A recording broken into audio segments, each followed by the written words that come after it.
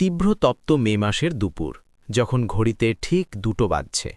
সূর্য যেন আকাশের বুক চিরে আগুনের ঝর্ণা বইয়ে দিচ্ছে, আর মাটির জ্বলন্ত তাপ জুতোর তলা ভেদ করে সোজা পায়ের তলায় আগুন ধরিয়ে দিচ্ছে। শহর থেকে প্রায় 40 কিলোমিটার দূরে এক ধুলোয় ঢাকা নির্জন কাঁচা পথে ১৯ বছরের লীলা তার ৮টি ছাগলকে হাঁকিয়ে নিয়ে চলেছে। তার পায়ে একটা পুরনো নীল হাওয়াই চপ্পল, যা বারবার ছিঁড়ে গিয়ে সেফটি পিন দিয়ে জোড়া লাগানো। লীলার কপালে ঘামের পুরো আস্তরণ, যার উপর উড়ন্ত ধুলো লেগে এক অদ্ভুত মুখোশ তৈরি করেছে। তার সারা জগৎ শুধু এই ছাগলগুলো, এক অসুস্থ বাবা আর একটা ভাঙা চালের ঘরের মধ্যেই আটকে আছে। কোনো সিনেমার মতো আকর্ষণীয় সৌন্দর্য নেই তার মধ্যে, শুধু অক্লান্ত পরিশ্রম আর রোদে পোড়া এক সাধারণ শ্যামলা সত্যি। ঠিক সেই কাঁচা পথে হঠাৎ একটা বড় কালো এসইউভি এসে থেমে গেল। গাড়ির টায়ার পাংচার হয়ে গিয়েছিল। দরজা খুলতেই বেরিয়ে এলো ২৬ বছরের আকাশ, শহরের সবচেয়ে বড় কনস্ট্রাকশন বিজনেসম্যানের একমাত্র ছেলে। তার গায়ে হালকা নীল দামি লিনেনের শার্ট, যা সেই ধুলোময় পরিবেশে একদম বেমানান দেখাচ্ছিল। আকাশের মুখে বিরক্তির ছাপ স্পষ্ট। তার তাড়া ছিল সাইটে পৌঁছানোর, আর এই জনশূন্য রাস্তাটা তাকে চিঁড়ে খাচ্ছিল। ফোন বের করল সে, কিন্তু নেটওয়ার্কের চিহ্নও নেই। গরমে গলা শুকিয়ে কাঠ হয়ে গেছে। তখনই তার চোখ পড়ল বাবুল গাছের ছায়ায় বসে থাকা লীলার দিকে, যে একটা প্লাস্টিকের বোতল থেকে জল খাচ্ছিল। আকাশ একটু ইতস্তত করে তার কাছে এগিয়ে গেল। আসল জীবনে ধনী মানুষেরা গরিবদের সঙ্গে কথা বলতে প্রায়ই অস্বস্তি বোধ করে। এক্সকিউজ মি, এখানে আশেপাশে কোনো মেকানিক পাওয়া যাবে কি?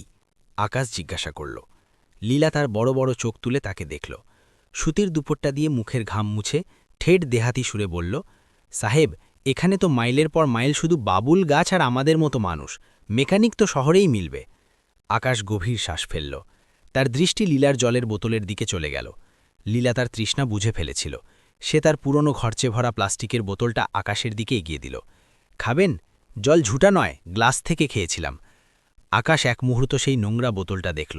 মনে হাইজিন আর মিনারেল ওয়াটারের চিন্তা উঁকি দিল। কিন্তু তৃষ্ণা এত প্রচণ্ড যে সে বোতলটা ধরে নিল।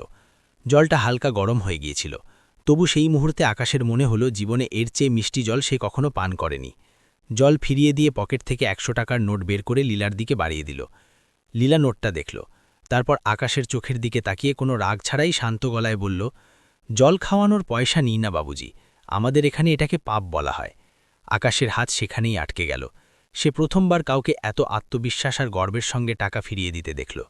লীলা উঠে দাঁড়ালো, আর চল কলিয়া চল ভুড়ি বলতে বলতে ছাগলগুলো নিয়ে এগিয়ে চলে গেল।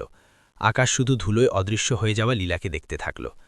এটা কোনো প্রেমের শুরু ছিল না, বরং দুটো একেবারে আলাদা দুনিয়ার একটা ছোট কিন্তু গভীর সংঘর্ষ। লীলার জীবন কোনো গল্পের মতো রঙিন ছিল না, সেটা ছিল প্রতিদিনের এক অবিরাম ক্লান্তিকর লড়াই। সন্ধ্যায় ছাগল নিয়ে বাড়ি ফিরলে দরজার বদলে বাঁশের একটা ভাঙা টাটি তার অভ্যর্থনা জানাত। ঘরে ঢুকতেই কাঁচা গোবর আর চুল্লির ধোঁয়ার সেই চেনা গন্ধ নাকে এসে লাগত, যা প্রত্যেক গরিব ঘরের নিজস্ব পরিচয়।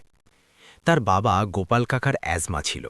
কাশতে শুরু করলে মনে হতো যেন পাঁজরগুলো ভেঙে যাবে। লীলার মা সারা দিন অন্যের খেতে মজুরি করে কাটাত। রাতে চুল্লিতে ডাল চড়লে তাতে জলের পরিমাণ বেশি আর দানা কম থাকত। লীলার হিসেব ছিল একদম সরল। মাস শেষে যদি দুটো ছাগল ভালো দুধ দেয়, তাহলে বাবার ওষুধ কেনা যাবে, নইলে আবার বণিকের সামনে হাত পাততে হবে। তার হাতের তালু এত খসখসে হয়ে গিয়েছিল যে কোনো রেশমি কাপড় ছুলে হয়তো সেই কাপড়ই ছিলে যেত। স্বপ্নের জন্য তার জীবনে কোনো জায়গা ছিল না।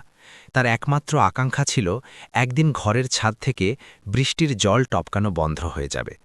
অন্যদিকে আকাশের দুনিয়া ছিল সেই কাঁচের উঁচু উঁচু ইমারতের মতো, যা বাইরে থেকে চকচক করে কিন্তু ভিতরে হিম শীতল। আকাশের কাছে কোটি কোটি টাকার সম্পত্তি, ডজন ডজন গাড়ি আর শহরের সবচেয়ে পশ এলাকায় আলিশান বাংলো ছিল, কিন্তু তার বাড়িতে কখনো চুল্লির রুটির গন্ধ ভেসে আসত না। পরিবার কখনো একসঙ্গে বসে খাবার খেত না। বাবা সবসময় ব্যবসার মিটিংয়ে ডুবে থাকতেন, মা কিটি পার্টি আর সোশ্যাল ক্লাবে। আকাশের ঘর সেন্ট্রাল এসি দিয়ে সবসময় ঠান্ডা থাকত, কিন্তু সেই ঠান্ডা তাকে শান্তি দিত না, বরং এক অদ্ভুত একাকিত্ব উপহার দিত। তাকে বাবার ব্যবসার উত্তরাধিকারী বানিয়ে দেওয়া হয়েছিল, কিন্তু তার মন কখনো টেন্ডার, ঠিকাদারি আর সিমেন্ট বালির হিসেবে লাগত না। আকাশ ভিড়ের মাঝেও একাকিত্ব অনুভব করত। সেই দিন লীলার সঙ্গে দেখা হবার পর আকাশের মাথায় বারবার সেই মুখ ঘুরপাক খাচ্ছিল। এমন একটা মুখ যার উপর কোনো কৃত্রিমতা নেই, কোনো মেকআপ নেই, কোনো ভান নেই, শুধু এক সত্যিকারের সাহসী মানুষ, যে পুরনো বোতল থেকে জল খাইয়েও 1 কোটিপতির চোখে চোখ রাখতে পারে। আকাশ এখন প্রতিদিন কোনো না কোনো অজুহাতে গাড়ি নিয়ে সেই কাঁচা রাস্তা দিয়ে যেতে শুরু করল। গাড়ি দূরে রেখে ঘন্টার পর ঘন্টা লীলাকে ছাগলের সঙ্গে কথা বলতে দেখত। লীলা কখনো ছাগলকে ধমকাত, কখনো গাছের ছায়ায় বসে শুকনো রুটি আর আচার খেত। আকাশ ভাবত, এর কাছে কিছুই নেই, তবু এর হাসিতে এত সততা কি করে? আর আমার কাছে সব আছে, তবু আমি এত খালি কেন? আকাশের লীলার প্রতি প্রেম হয়নি, তার লীলার সেই স্বাধীন আর খাঁটি জীবনের প্রতি এক অদ্ভুত টান তৈরি হয়েছিল, যা সে তার এসি ঘরে কখনো অনুভব করেনি। কয়েক সপ্তাহের মধ্যে আকাশ আর লীলার মধ্যে ছোট ছোট কথাবার্তা শুরু হয়ে গিয়েছিল। আকাশ এখন গাড়ি থামিয়ে তার কাছে চলে আসত, কখনো শহর থেকে মিষ্টি নিয়ে আসত, কখনো ফল। লীলা প্রথমে কুণ্ঠিত হতো, সে জানত ধনীদের ছায়া গরিবদের জন্য প্রায়ই দাগ হয়ে যায়। একদিন আকাশ এক ঢাবা থেকে 2টো কুলহরের চা এনে লীলার দিকে বাড়িয়ে দিল। লীলা চা নেওয়ার আগে চারদিকে তাকালো। বাবুজি, আপনি রোজ রোজ এখানে আসবেন না? লীলা মাটিতে কাঠ দিয়ে লাইন টানতে টানতে বলল। আকাশ জিজ্ঞেস করল, কেন? আমার চেহারা কি এত খারাপ? লীলার মুখে হাসি ফুটল না, সে গভীর চোখে আকাশকে দেখে বলল, আপনার চেহারা খারাপ নয় সাহেব, কিন্তু আমাদের গ্রামের লোকের চোখ অনেক খারাপ। আপনি বড় গাড়িতে চড়ে শহরে চলে যাবেন, কিন্তু আমাদের যে তিরস্কার আসবে সেটা আমাদের সারা জীবন বয়ে বেড়াতে হবে। লীলার কথা একদম সত্যি ছিল। গ্রামে খবর হাওয়ার চেয়েও দ্রুত ছড়ায়। পানির দোকান চালানো রতন বণিক আকাশের গাড়িকে অনেকবার লীলার কাছে থামতে দেখেছিল। গ্রামের মহিলারা কানাঘুষো শুরু করে দিয়েছিল, আরে শহরের রেইস তো বেশি, এই ছাগল চড়ানো মেয়েটার উপর নজর খারাপ, গোপালের মেয়ে তো হাত ছাড়া হয়ে গেছে। এই কথাগুলো লীলার কানে পৌঁছালে তার বুক কেঁপে উঠত। গরিবীর মধ্যে মানুষের কাছে টাকা না থাকলেও শুধু একটা ইজ্জত থাকে, আর যখন সেটাও হুমকির মুখে পড়ে তখন মানুষ ভিতর থেকে ভেঙে যায়। এক সন্ধ্যায় লীলার বাগা অ্যাজমার দমকে খুব বেশি ছটপট করছিলেন। ঘরে ওষুধ কেনার একটা পয়সাও ছিল না। লীলা কাঁদতে কাঁদতে রতন বণিকের কাছে গেল, কিন্তু সে তাকে তাড়িয়ে দিয়ে বলল, যাও, তোমার সেই শহরের বাবুর কাছে টাকা চেয়ে নাও। লীলার রক্তের ঢোক গিলে চুপ করে রইল। পরের দিন আকাশ এলে দেখল লীলার চোখ ফুলে গেছে। আকাশ জোর করে সত্যি বের করিয়ে নিয়ে তৎক্ষণাৎ পকেট থেকে 10,000 টাকা বের করে লীলার হাপে দিতে চাইল। এই নাও লীলা, গোপাল কাকার চিকিৎসা করাও। কিন্তু লীলা ঝটকা মেরে হাত সরিয়ে নিল। তার চোখে জল এলো, কিন্তু গলায় এক কড়া ভাব। আমাদের খয়রাত চাই না সাহেব, আমাদের মেহনতের রুটি অর্ধেক হলেও মিষ্টি লাগে। আপনি এই টাকা দিলে পুরো গ্রাম আমাকে সত্যি বিক্রি হয়ে গেছে ভাববে। আমার ইজ্জতের দাম এই 10,000 টাকা নয়। আকাশ স্তব্ধ হয়ে গেল। প্রথমবার নিজের সম্পদের উপর লজ্জা অনুভব করল। তার বুঝতে পারল, টাকা সবকিছু কিনতে পারে, কিন্তু কোনো গরিবের আত্মসম্মান কিনতে পারে না। এটা কোনো ফিল্মের লড়াই ছিল না, যেখানে হিরো গুন্ডাদের সঙ্গে লড়ে। এটা ছিল সমাজ, শ্রেণী আর ধনী গরিবের মাঝে টানা অদৃশ্য দেয়ালের লড়াই, যা ভাঙা কোনো মানুষের সাধ্যে নয়। ইনসানিয়ত সেদিন সত্যি লজ্জা পেয়েছিল, কারণ এক ছেলে শুধু সাহায্য করতে চেয়েছিল, আর এক মেয়ে সমাজের ভয়ে বাবার জীবনকে দাওয়ে রাখতে বাধ্য হয়েছিল। গ্রামের সন্ধ্যা শহরের মতো আলয় ঝলমল করে না। সূর্য ডোবার সঙ্গে সঙ্গে কাঁচা ঘর থেকে চুল্লির ধোঁয়া উঠতে থাকে, আর সেই ধোঁয়ার সঙ্গে লোকের কথা উঠতে থাকে। লীলার বাবা গোপাল কাকার শরীর এখন আগের চেয়েও বেশি খারাপ হয়ে যাচ্ছিল। কাশতে কাশতে গলার শিরা টান হয়ে যেত, মুখ লাল হয়ে উঠত। লীলা দিনরাত এক করে ছাগল চড়াত, ঘরের কাজ করত, আর রাতভর বাবার মাথার কাছে বসে বুক সাহলাত। কিন্তু এর চেয়েও বেশি যন্ত্রণাদায়ক ছিল সেই ফিসফিসানি, যা এখন খোলাখুলি তিরস্কারে পরিণত হয়েছিল। এক সন্ধ্যায় পাশের মালতী চাচি নুন চাইতে এসে ঘরে ঢুকল। গোপাল কাকা খাটিয়ায় শুয়ে হাঁপাচ্ছিলেন। মালতী চারদিক দেখে তীব্র কথায় বলল, আরে গোপাল ভাই, শুনেছি তোমার মেয়ের আশেপাশে এখন শহরের বড় রইস লম্বা গাড়ি নিয়ে ঘুরছে। দেখো ভাই, এই বড়লোকেরা গরিবের ঝুপড়িতে শুধু নিজের লালসা মেটাতে আসে। মেয়েকে লাগাম দাও, নইলে বিরাদরিতে মুখ দেখানোর মতো থাকবে না। মালতীর কথাগুলো গোপাল কাকার বুকে খঞ্জরের মতো বিঁধল। কাশি হঠাৎ আরও জোরে বেড়ে গেল। লীলা রান্নাঘরে রুটি সেঁকছিল, দৌড়ে বাইরে এলো। মালতীকে বিদায় করে দিল, কিন্তু বাবার চোখে তাকিয়ে ভয় পেয়ে গেল। সেই চোখে রাগ ছিল না, ছিল এক গরিব বাবার অসহায়তা, যে জোয়ান মেয়ের উড়ন্ত গুজবে ভয় পেয়ে গিয়েছিল। গোপাল কাকা কাঁপা হাতে লীলার মাথা ধরে কাঁপা গলায় বললেন, লীলা বেটি, আমরা গরিব ঠিকই, কিন্তু আমাদের একটাই পুঁজি, ইজ্জত। গাছে পাথর বেঁধে ঘুমাবো, কিন্তু কারো সামনে হাত বাড়াবো না, আর ইজ্জত তো একদম বেচব না। আমাকে সেই শহরের বাবু আমাদের আশেপাশে চাই না। লীলার চোখ থেকে ঝরঝর করে জল পড়তে লাগল। সে কিছু বলল না, শুধু মাথা নেড়ে দিল। পরের কয়েকদিন লীলা সেই পথে যাওয়াই ছেড়ে দিল যেখানে আকাশ গাড়ি থামাত। আকাশ চিন্তায় পড়ে গেল, বুঝতে পারছিল না হঠাৎ লীলা কোথায় অদৃশ্য হয়ে গেল।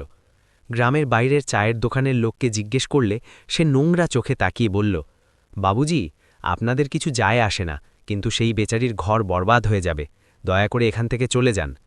আকাশের মনে হলো যেন কেউ তার গালে জোরে চড় মেরেছে। কিন্তু গোপাল কাকার অবস্থা দেখা যাচ্ছিল না। সে শেষ চেষ্টা করল। গ্রামের সরকারি ডাক্তার সেনের কাছে গিয়ে 10,000 টাকা দিয়ে বলল, ডাক্তার সাহেব, গোপাল কাকার যত দামি ওষুধ লাগে দিন, আর বলবেন এটা সরকারি হাসপাতাল থেকে ফ্রি এসেছে, আমার নাম নেবেন না। ডাক্তার রাজি হলেন। পরের দিন ডাক্তার গোপাল কাকাকে বিদেশি পাম্প আর দামি ওষুধ দিলে গোপাল কাকার সন্দেহ হল। কসম খাইয়ে সত্যি বের করালেন। সন্ধ্যায় আকাশ গাড়িতে শহরে ফেরার প্রস্তুতি নিচ্ছিল। তখনই কাশতে কাশতে হাঁপাতে হাঁপাতে গোপাল কাকা গাড়ির কাছে পৌঁছে গেলেন। সব ওষুধ জানালা দিয়ে ভিতরে ছড়ে দিলেন। গোপাল কাকার দম আটকে যাচ্ছিল, কিন্তু গলায় অদ্ভুত আত্মসম্মান। বাবুজি, এই অসুখে মরলে একবার মরব, কিন্তু আপনার খয়রাত রাখলে আমি আর আমার মেয়ে রোজ ঘুট ঘুট করে মরব। আমার মেয়ে কোনো বিক্রির জিনিস নয় যার উপর আপনি সম্পদ ঢেলে দিচ্ছেন। এত বলে গোপাল কাকা চলে গেলেন। আকাশ স্টিয়ারিংয়ে মাথা রেখে চুপ করে বসে রইল। আজ প্রথমবার নিজের অবস্থান আর টাকার উপর ঘৃণা জাগল। আকাশের কোটি টাকার গাড়ির এসি ফুল স্পিডে চলছিল, কিন্তু ভিতরে দম আটকে যাচ্ছিল। আজ এক বড় কড়া সত্য তার কাছে স্পষ্ট হয়ে গিয়েছিল। ধনীর সবচেয়ে বড় অহংকার এটাই যে সে ভাবে প্রত্যেক চোখের জল টাকা দিয়ে মুছে দেওয়া যায়। সে ভেবেছিল ফিল্মের হিরোর মতো আসবে, টাকা দেবে, চিকিৎসা করাবে, সব ঠিক হয়ে যাবে। কিন্তু আসল জীবনের স্ক্রিপ্ট একদম আলাদা। এখানে কোনো ভিলেন ছিল না যার সঙ্গে লড়াই করা যায়। ভিলেন ছিল সেই খাই যা ধনী আর গরিবের মাঝে সমাজ খুঁড়ে রেখেছে। রাতভর আকাশ ঘুমাতে পারল না। বুঝতে পারল যেটাকে সে সাহায্য বা ইনসানিয়াত ভাবছিল সেটা আসলে লীলার জীবনে বিষ মেশাচ্ছিল। সে তাকে বাঁচাচ্ছিল না, বরং অজান্তে তার বাকি ইজ্জত আর শান্তি কেড়ে নিচ্ছিল। পরের দিন সকাল সকাল অন্ধকার থাকতে আকাশ গ্রামের সেই পথে পৌঁছে গেল। লীলা ছাগল নিয়ে বেরোচ্ছিল। আজ তার মুখে পুরনো নির্দোষ হাসি ছিল না। চোখের নিচে গভীর কালো ঘের, মুখ শুকিয়ে গেছে। আকাশ দূর থেকে হাত জোর করে কাছে গেল। তার আগেই লীলা ঠান্ডা ক্লান্ত গলায় বলল, সাহেব, আপনি তো কয়েকদিনের মধ্যে ফিরে যাবেন আপনার ছকছকে দুনিয়ায়। আপনার কাছে এটা হয়তো একটা গল্প হবে যা শহরের বন্ধুদের বলবেন, কিন্তু আমার কাছে এটা আমার জীবন। আমার ছাগলগুলোকে লোকেরা খেতে চড়তে বারণ করে দিয়েছে, কারণ আমি নাকি বদচরিত্র হয়ে গেছি। আমার বাবা যদি এই অপমানে মারা যান, তাহলে আমি নিজেকে কখনো ক্ষমা করতে পারব না। যদি সত্যি আমার উপর এহসান করতে চান, তাহলে শুধু এখান থেকে চলে যান, চিরকালের জন্য। লীলার প্রত্যেক শব্দ আকাশের হৃদয় চিরে দিল। তার বুঝতে পারল, প্রেম বা ইনসানিয়াতের অর্থ শুধু কারো পাশে দাঁড়ানো নয়, কখনো কখনো কারো ইজ্জত আর অস্তিত্ব বাঁচানোর জন্য তার থেকে দূরে সরে যাওয়াই সবচেয়ে বড় প্রেম। আকাশ কোনো তর্ক করল না। লীলার চোখে চোখ রেখে নিজের চোখ নামিয়ে ভারী গলায় বলল, আমাকে ক্ষমা করে দাও লীলা, আমি তোমার দুনিয়া বুঝতে পারিনি। আকাশ গাড়িতে উঠে চিরকালের জন্য সেই গ্রামের রাস্তা ছেড়ে দিল। কিন্তু গল্প এখানে শেষ হয়নি। আকাশ টাকা ছুড়ে দেওয়ার পথ ছেড়ে দিয়েছিল, কিন্তু লীলাকে সাহায্য করার এমন একটা পথ বের করল যেখানে লীলার সম্মান অটুট থাকে। শহরে গিয়ে সে এক বড় কৃষি এনজিওর সঙ্গে যোগাযোগ করল। নিজের নাম না জানিয়ে সেই এনজিওকে লীলার গ্রামে একটা ডিয়ারি কোঅপারেটিভ সোসাইটি খোলার পরামর্শ আর অর্থ দিল। কয়েক সপ্তাহের মধ্যে গ্রামে ক্যাম্প বসল, যেটা কৃষক আর ছাগল পালকদের থেকে সঠিক আর দ্বিগুণ দামে দুধ কিনতে শুরু করল। এই পরিকল্পনায় দুধ বিক্রেতা পরিবারের জন্য ফ্রি মেডিকেল চেকআপ আর ওষুধের ব্যবস্থাও ছিল। লীলাকে এখন ছাগলের দুধ বিক্রি করতে শহরের বেচারাদের তিরস্কার শুনতে হতো না। তার মেহনাতের পুরো সঠিক দাম পেতে শুরু করল। সেই সোসাইটির ডাক্তার গোপাল কাকার সঠিক চিকিৎসা শুরু করলেন।